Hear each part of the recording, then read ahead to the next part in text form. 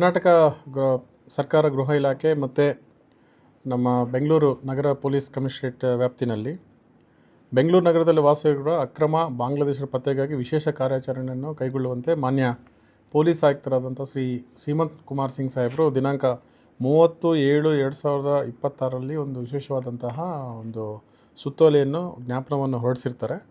ಹಾಗಾಗಿ ಈ ಹಿನ್ನೆಲೆಯಲ್ಲಿ ನಾವು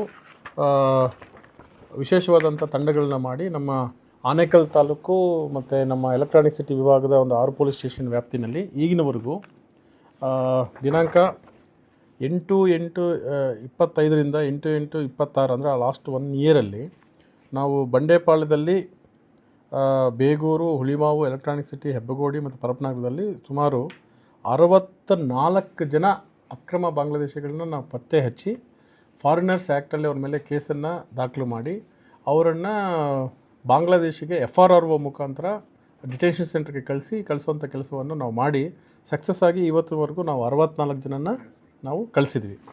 ಆದಾಗ್ಯೂ ನಮ್ಮ ಆನೇಕಲ್ ಎಲೆಕ್ಟ್ರಾನಿಕ್ ಸಿಟಿ ಭಾಗದಂತಹ ಇರುವಂಥ ಜಾಗದಲ್ಲಿ ಈ ರ್ಯಾಕ್ ಪಿಕ್ಕರ್ಸ್ ಅಂದರೆ ಚಿಂದಿ ಆಯುವಂಥ ಒಂದು ನೆಪದಲ್ಲಿ ತುಂಬ ಜನ ಅಕ್ರಮ ಬಾಂಗ್ಲಾದೇಶಿ ಅವರು ಅಥವಾ ಅಸ್ಸಾಂ ಮತ್ತು ವೆಸ್ಟ್ ಬೆಂಗಾಲ್ ಆಧಾರ್ ಕಾರ್ಡ್ ಹೊಂದಿರುವಂಥ ತುಂಬ ಜನ ಅಲ್ಲಲ್ಲಿ ಶೆಡ್ಗಳನ್ನ ಮಾಡಿಕೊಂಡು ಅದರಲ್ಲಿ ಪ್ರೊಸೆಸಿಂಗ್ ಮಾಡ್ತಾಯಿದ್ದಾರೆ ಅನ್ನೋದು ತುಂಬ ಜನಕ್ಕೆ ವಿಷಯ ಗೊತ್ತಾಗಿದ್ದು ನಾವು ಕಳೆದ 1 ವರ್ಷದಿಂದ ಸತತವಾಗಿ ನಾವು ಕಾರ್ಯಾಚರಣೆ ಮಾಡ್ತಾಯಿದ್ವಿ.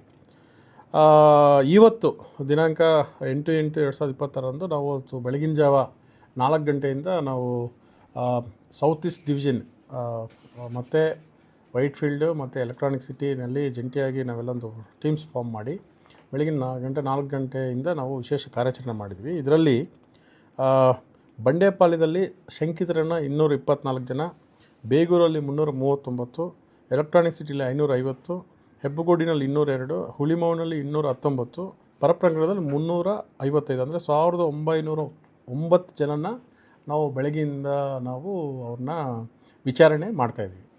ಈ ವಿಚಾರಣೆಯಲ್ಲಿ ಯಾವುದೇ ವ್ಯಕ್ತಿ ಬಾಂಗ್ಲಾದೇಶ ಅಥವಾ ಬೇರೆ ದೇಶದವ್ರು ಗೊತ್ತಾಗಬೇಕಾದ್ರೆ ಅವ್ರಿಗೆ ಲೀಗಲ್ ಡಾಕ್ಯುಮೆಂಟ್ ಅಂತ ಇರುತ್ತೆ. ಒಂದು ಪಾಸ್ಪೋರ್ಟು ಅಥವಾ ನ್ಯಾಷನಲ್ ಐಡೆಂಟಿಟಿ ಕಾರ್ಡ್ ಅಂತ.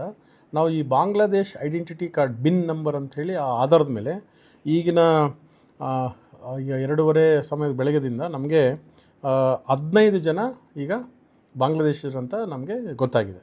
ಈ 15 ಜನರನ್ನು ಈಗ ನಾವು ಪೊಲೀಸ್ ಕಮಿಷನರ್ ಆಫೀಸಲ್ಲಿ ನಮ್ಮದು ಏನು FRRO ವೆರಿಫಿಕೇಷನ್ ಮಾಡ್ಯೂಲ್ ಇದೆ, ಏನು ನಾವು DPM ಮಾಡ್ಯೂಲ್ ಅಂತ ಅದರಲ್ಲಿ ವೆರಿಫಿಕೇಷನ್ ಮಾಡಿ ಫಿಂಗರ್ ಪ್ರಿಂಟ್ ಮಾಡಿ ಅವರನ್ನು ತಾತ್ಕಾಲಿಕವಾಗಿ ಡಿಟೈನ್ ಮಾಡಿ ಅವ್ರನ್ನ ಬಾಂಗ್ಲಾದೇಶಕ್ಕೆ ಡಿಪೋರ್ಟ್ ಮಾಡೋದಕ್ಕೆ ನಾವು ಪ್ರಯತ್ನ ಮಾಡ್ತೀವಿ.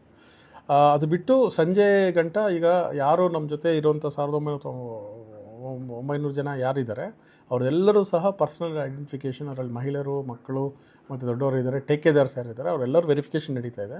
ನಮಗೆ ಒಂದು ಸ್ಟ್ಯಾಂಡಿಂಗ್ ಆಪರೇಷನ್ ಪ್ರೊಸೀಜರ್ FRRO ಮತ್ತು ಕಮಿಷನ್ ಆಫೀಸಿಂದ ಬಂದಿದೆ. ಹಾಗಾಗಿ ಅವರೆಲ್ಲರಿಗೂ ಊಟ ತಿಂಡಿ ಮತ್ತು ಅವ್ರಿಗೆಲ್ಲ ಇರೋದಕ್ಕೆ ನಾವು ಅವರೆಲ್ಲರನ್ನೂ ನಾವು ಈ ಕಲ್ಯಾಣ ಮಂಟಪಗಳಲ್ಲಿ ಒಳ್ಳೆ ವ್ಯವಸ್ಥೆಯನ್ನು ಮಾಡಿ ಅದೆಲ್ಲ ವೆರಿಫಿಕೇಷನ್ ಮಾಡ್ತಾಯಿದ್ದೀವಿ. ಇದರಲ್ಲಿ ಯಾರು ಬಾಂಗ್ಲಾದೇಶ ಅಂತ ಗೊತ್ತಿರ್ತಾರೆ ಇವರಿಗೆ ಏನು ನಮ್ಮ SOP ಪ್ರಕಾರ ಇದು ನಡೆಯುತ್ತೆ.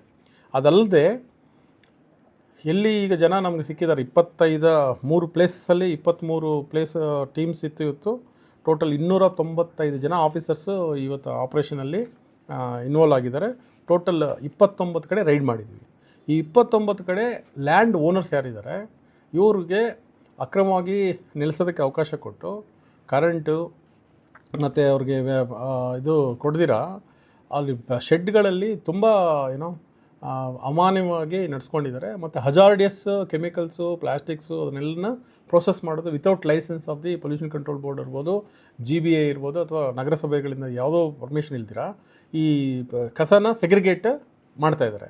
ಹಾಗಾಗಿ ಇವರು ಪರಿಸರಕ್ಕೆ ಹಾನಿ ಮಾಡ್ತಿರೋದ್ರಿಂದ ಅವ್ರ ಮೇಲೆ ನಾವು ಪ್ರಕರಣ ದಾಖಲು ಮಾಡ್ತಾಯಿದ್ವಿ. ಎಲ್ಲಿ ನಮಗೆ ಬಾಂಗ್ಲಾದೇಶಿಗಳು ಸಿಕ್ಕಿದ್ದಾರೆ ಅವ್ರಿಗೆ ಯಾರು ಆಶ್ರಯ ಕೊಟ್ಟಿದ್ದಾರೋ ಅವ್ರಿಗೆ ಫಾರಿನರ್ಸ್ ಆ್ಯಕ್ಟ್ ಪ್ರಕಾರ ಅವ್ರ ಮೇಲೂ FIR ದರ್ಜಾಗುತ್ತೆ. ಸಂಜೆ ಒಳಗಡೆ ಎಲ್ಲ ವಿವರಗಳನ್ನ ಮಾನ್ಯ ಪೊಲೀಸ್ ಆಯುಕ್ತರವರು ನಮ್ಮ ವೈಟ್ಫೀಲ್ಡ್ ಮತ್ತು ಎಲೆಕ್ಟ್ರಾನಿಕ್ ಸಿಟಿದನ್ನು ನಾವು ಪೊಲೀಸ್ ಆಯುಕ್ತರ ಕಚೇರಿಯಲ್ಲಿ ಕೊಡ್ತಾರೆ. ಇದು ನಿರಂತರವಾಗಿ ನಡೆಯುವಂತಹ ಒಂದು ಪ್ರಕ್ರಿಯೆ. ಇದು ನಿರಂತರವಾಗಿ ಇವತ್ತು ಎಲ್ಲ ಕಡೆ ನಡೀತಾ ಇರ್ತದೆ. ಇದು ಶುಡ್ ಬಿ ಕಂಟಿನ್ಯೂ. ಈ ಮಧ್ಯೆ ಈ ಮಧ್ಯೆ ಈ ಸ್ವಯಂ ಘೋಷಿತ ಏನೋ ದೇಶಭಕ್ತ ಗುಂಪುಗಳು ಈ ಯಾರು ಅಕ್ರಮ ವಲಸಿಗರು ಅಂತಿದ್ದಾರೋ ಅಲ್ಲಿಗೆ ಹೋಗಿ ವಿಡಿಯೋ ಮಾಡೋದನ್ನು ಹಂಚ್ಕೊಳ್ಳೋದು, ಇವರೆಲ್ಲ ಬಾಂಗ್ಲಾದೇಶ ಅಂತ ಗೊತ್ತಿತ್ತು, ಪೊಲೀಸ್ ಯಾರು ಆ್ಯಕ್ಷನ್ ತಗೊಳ್ಳಿ ಅಂತ ಹೇಳೋದು, ಆಮೇಲೆ ಅವ್ರ ಮೇಲೆ ದೈಹಿಕವಾಗಿ ಹಲ್ಲೆ ಮಾಡೋಂಥದ್ದು, ಕಾನೂನನ್ನು ಕೈಗೆ ತಗೊಂಡು ಮತ್ತು ಅವ್ರ ಕಡೆಯಿಂದ ಎಕ್ಸ್ಟ್ರಾಕ್ಷನ್ ದುಡ್ಡು ಹಾಕ್ಸ್ಕೊಳ್ಳೋಂಥದ್ದು ಕೆಲಸ, ಇಲ್ಲಾಂದರೆ ನಿಮಗೆ ಪೊಲೀಸ್ಗೆ ನಾವು ಇಟ್ಕೊಡ್ತೀವಿ ಅಂತ ಹೇಳಿ ದುಡ್ಡು ಹಾಕ್ಸ್ಕೊಳ್ಳೋಂಥ ಪ್ರಕರಣಗಳು, ಅವನೇನು ಮಾತಾಡಿಲ್ಲ ಅಂದರೆ ಅವನ ಮೇಲೆ ಹಲ್ಲೆ ಮಾಡೋ ಪ್ರಕರಣಗಳು ಮಾಡಿದ್ದಾರೆ.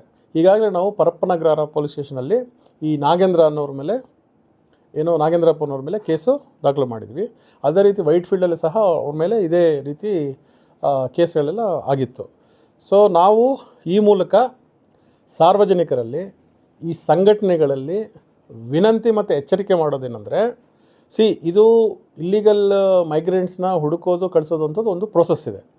ಅವ್ರ ಹತ್ರ ಆಧಾರ್ ಕಾರ್ಡು ಯಾವುದು ಅಸ್ಸಾಂದು ವೆಸ್ಟ್ ಬೆಂಗಾಲ್ ಇದ್ಮೇಲೆ ಇದನ್ನು ವೆರಿಫಿಕೇಷನ್ ಮಾಡಿ ಅವರು ಇಂಡಿಯನ್ ಸಿಟಿಜನ್ ಆಗಿದ್ದರೆ ಅವ್ರನ್ನ ಯಾರನ್ನು ಇಲ್ಲಿಂದ ಓಡಿಸೋದಕ್ಕೆ ಸಾಧ್ಯ ಇಲ್ಲ.